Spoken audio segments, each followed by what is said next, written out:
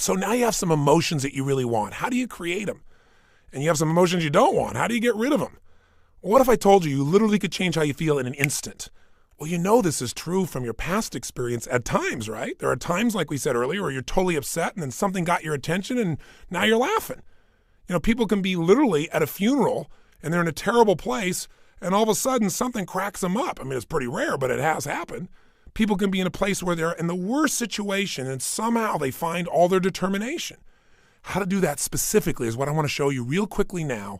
And I'm going to give you a quick overview of it, but I'll give it to you in 3 parts. 3 things you need to feel anything. These are the reasons why you feel anything. In other words, if you feel sad or upset or frustrated or depressed, there's only 3 reasons. And if you change any one of these 3, you're going to change how you feel. And if you change all 3, you'll change how you feel completely. If you're feeling happy, if you're feeling excited, if you're feeling euphoric, if you're on a roll and you want to know why you feel that way, yeah, maybe great things are happening in your life, but there's a reason why you feel that way in this moment. Sometimes you have great things happening in your life and you still don't feel great. So how do you do that? There's 3 reasons. 3 things have to be in place for you to feel great.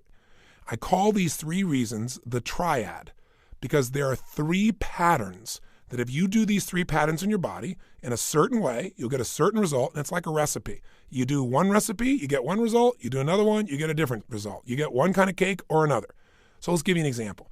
I have a seminar I do that's the initial seminar most people go to. It's the Life Revolution. It's a chance in a weekend to revolutionize your whole life, not just change things or make it a little better, but to really step up and say, I'm going to transform it. I don't care if it's my body, my emotions, a fear, my job. It's time to do it. And we put people in an environment for 3 days of total immersion that is a blast, and people come out transformed. That process, though, very often, one of the first things I'll do is I'll ask people, what do you really want? I'll take people in the audience. We've got 1,500, 2,000 people in that type of program usually, and they'll say, oh, well, I want to make, $1 million. I want to make $1 billion. I want to help my kids get through school. I want to have more confidence. I want to lose 57 pounds. I say, okay, great. Why do you want these things? If you lost the 57 pounds, if you made the $1 billion, what are you going to get? And sooner or later they'd say, well, if I change the world, it'll make a difference. And I'll say, yeah, but what will that give you? And eventually say, well, it'll make me feel good, like my life had meaning. Or they'll say, if I lost 47 pounds, I'd feel more sexy or I'd feel more energetic. Or they'd say, if I made this money, I'd feel freedom or power or secure. Whatever it is you want, you only want it because you think it's going to give you a feeling. And the truth of the matter is you can have that feeling right now if you just change these 3 patterns I'm going to tell you about. So the first pattern that determines how you feel is not the event, but what you do with your body in this moment. Right now, you're feeling, whatever you're feeling right now as you're listening to me, is related first to how you're using your body.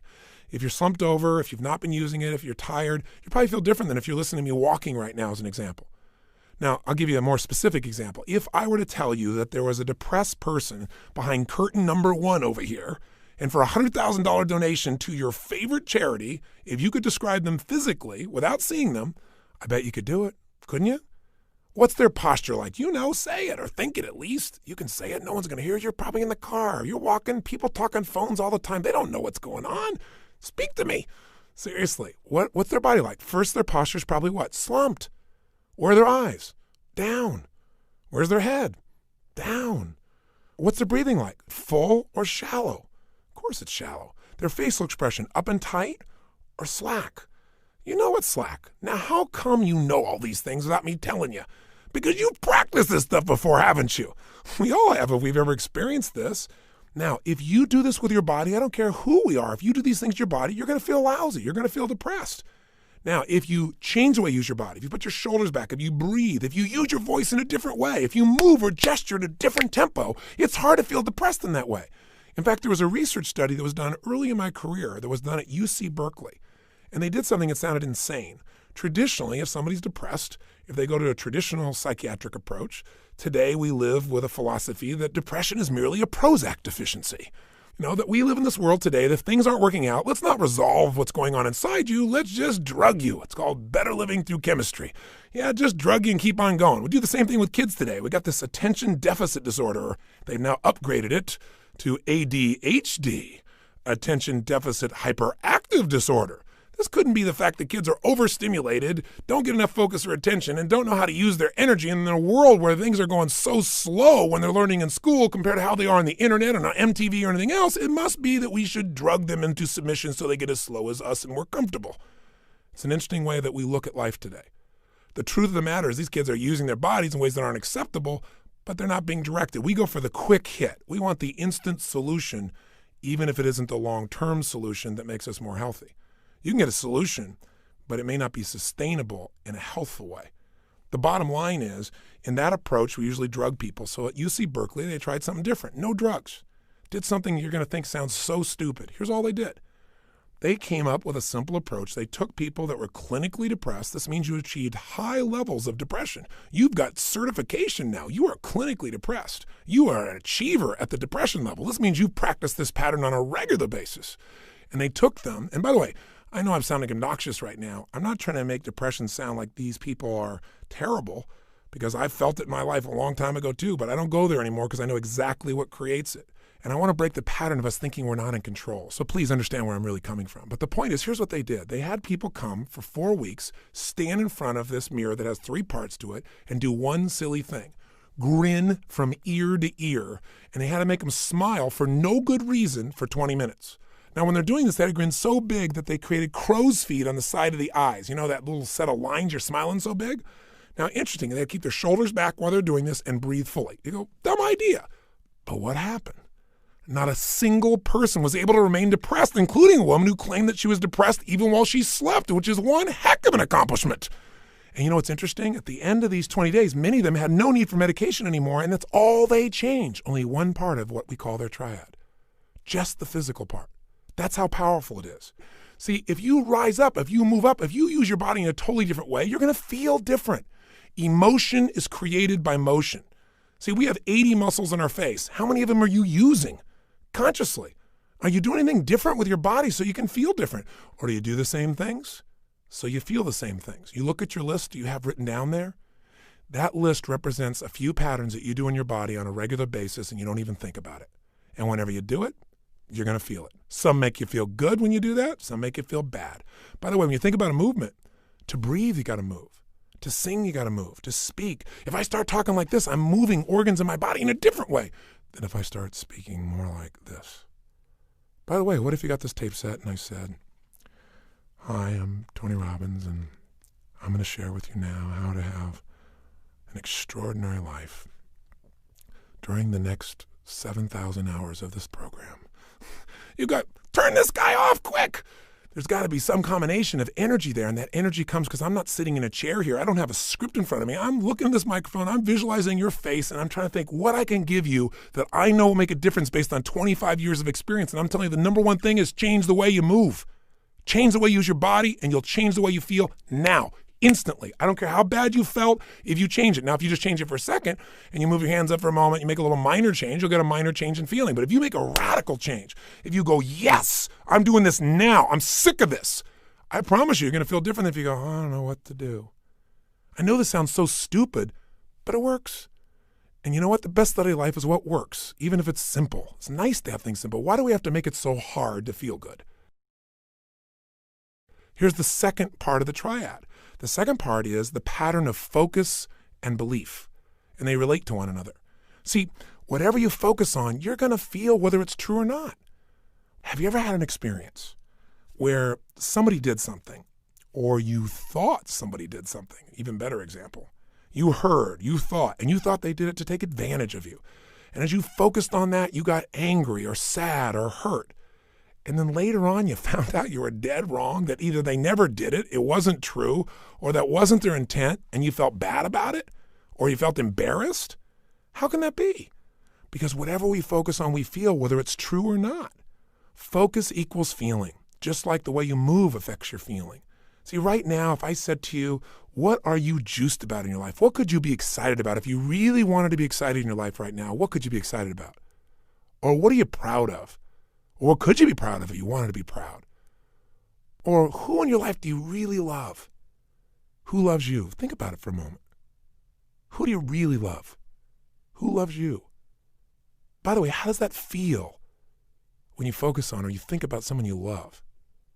See, whatever you focus on, you're going to feel. Focus equals reality to the individual, even though it's not reality in actuality. I'll say that again. Focus equals reality to the individual, even though it's not reality in actuality. That's a complicated way of saying whatever you focus on, you're going to feel, whether it's true or not, because your brain doesn't know the difference between something you vividly imagine, that's called focus on, or something you actually experience. It's very powerful. If you use this to your advantage, it means something very simple. How fast can you change how you feel? As fast as you change your focus. As fast as you change the way you move.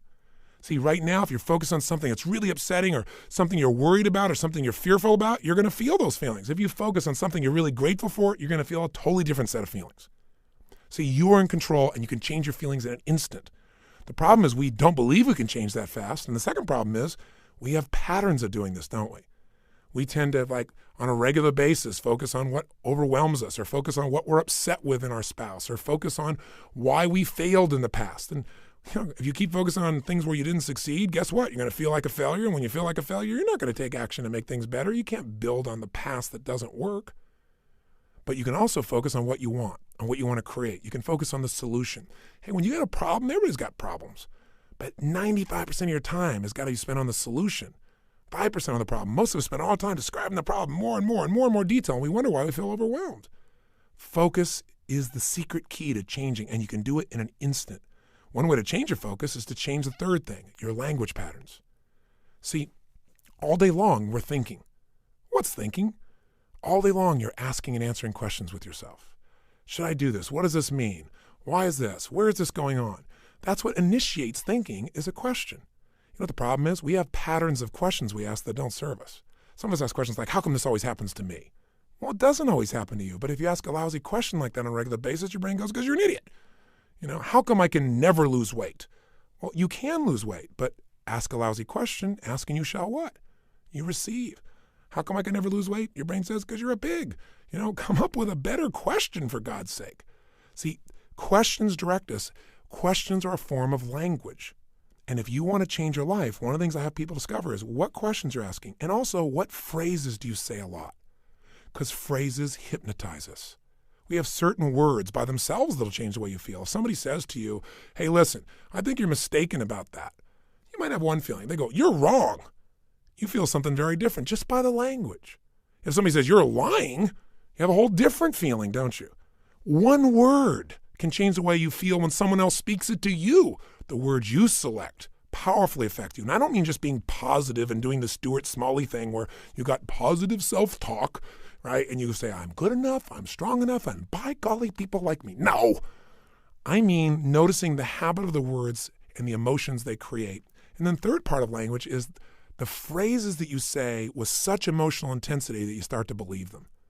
We call those incantations. An incantation is like, if you remember studying mythology, a sorcerer would tell a prince over and over again a phrase over and over again with such intensity that he'd be hypnotized and he'd think that he was a frog. And so, of course, he was a frog. That's what he experienced. We experience whatever we focus on. We feel whatever we picture. We feel whatever we say to ourselves. We feel whatever we do with our bodies. Those are the three patterns. If you change those three patterns, any one of the three, you're going to change how you feel. If you change all three, you're going to radically change how you feel. If you change the pattern of how you use your body, if you change the pattern of what you focus on daily, which, by the way, I'm going to show you a technique for doing today that could change your life. Very simple. If you change the pattern of what you say to yourself with the emotional intensity you say it, you're going to change the pattern of how you feel.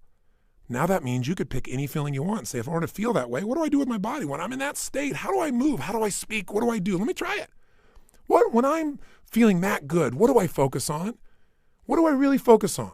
And by the way, what does it mean to me when I focus on it? Because you can focus on something and one person looks at it and says, because that happened, that's why I can never be close to another man or woman in my life. That's why I can never trust again. And somebody else had the same experience. And they go, because that happened, you know what? I've learned so much about myself. And because that happened, I appreciate the person I'm with now so much. You can't have a foreground without a background, right? That's the secret to life. See, one person believes their life is over because something's happened. They gave it that meaning. Somebody else says, God's challenging me. It's time to go to the next level.